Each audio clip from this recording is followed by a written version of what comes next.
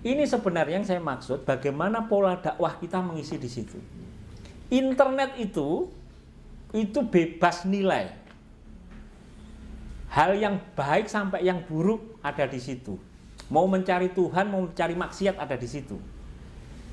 Itu akan menjadi dosa jamaah kita, doa secara jama'i maksudnya, jika kemudian kita tidak mengisi konten itu. Konten-konten itu harus kita penuhi. Kita harus ngasih konten-konten yang bagus. Isi konten sebanyak-banyaknya dengan yang positif, sehingga yang konten negatif itu habis. Karena apa? Tadi mesin learning itu belajar itu, membaca itu.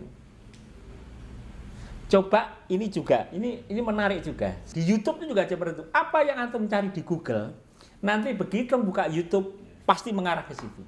Itu namanya mesin learning. Nah, coba bayangkan kalau di situ kita hanya pesantren mahasiswa dai atau santri kreatif, maka kemudian itu akan mendapat kunjung banyak, dan otomatis dakwah kita lebih bagus. Jadi pola ini yang harusnya kita ubah. Pendekatan dakwah ini harus kita ubah. Gitu ya. Ini yang seharusnya dipersiapkan oleh generasi muda, harus kreatif. Karena bonus demografi antum yang menentukan. Ada buku yang judulnya Millennial Skill Everything. Ada 50 model bahwa sesungguhnya anak-anak muda nanti yang akan mengubah kita semua.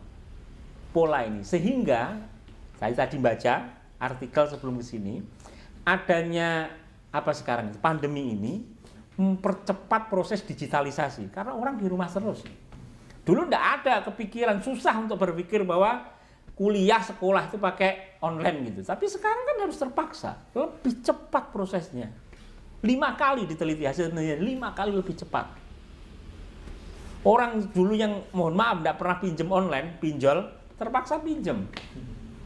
Karena ya mager tadi, sehingga apa yang mungkin ini dicoba-coba dan seterusnya. Nah, ini yang saya maksud, konten-konten kreatif itu harus ada. Jadi anak-anak muda itu harus kreatif, berpikirnya seperti itu, dan semua harus terukur.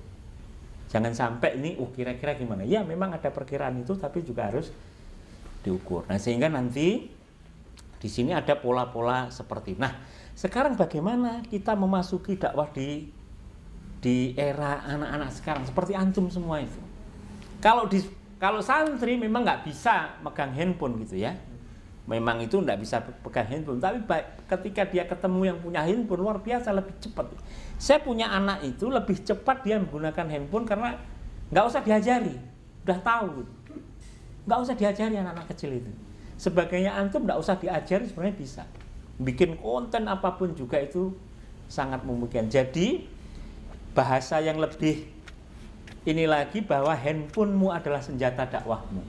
Handphonemu adalah alat dakwahmu.